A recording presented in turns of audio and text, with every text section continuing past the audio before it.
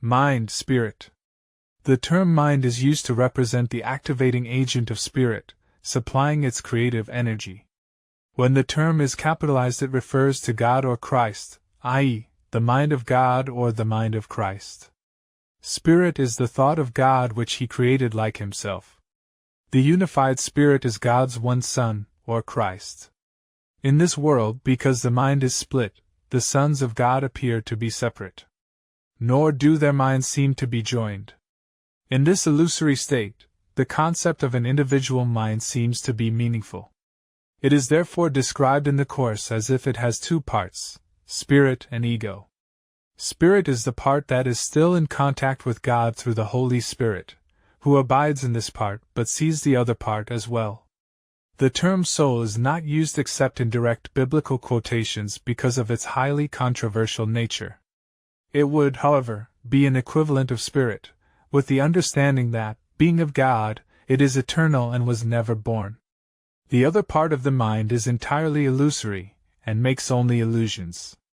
Spirit retains the potential for creating, but its will, which is God's, seems to be imprisoned while the mind is not unified. Creation continues unabated because that is the will of God.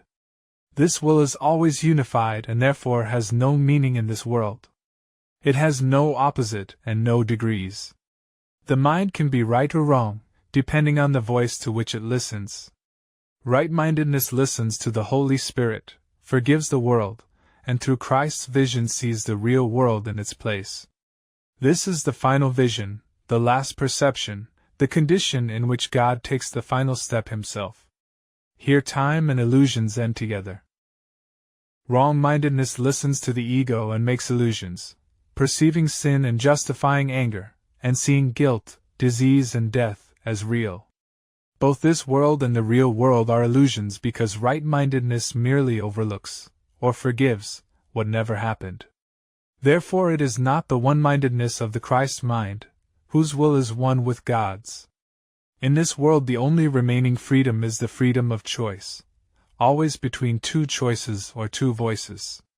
Will is not involved in perception at any level, and has nothing to do with choice. Consciousness is the receptive mechanism, receiving messages from above or below, from the Holy Spirit or the ego. Consciousness has levels and awareness can shift quite dramatically, but it cannot transcend the perceptual realm. At its highest it becomes aware of the real world, and can be trained to do so increasingly.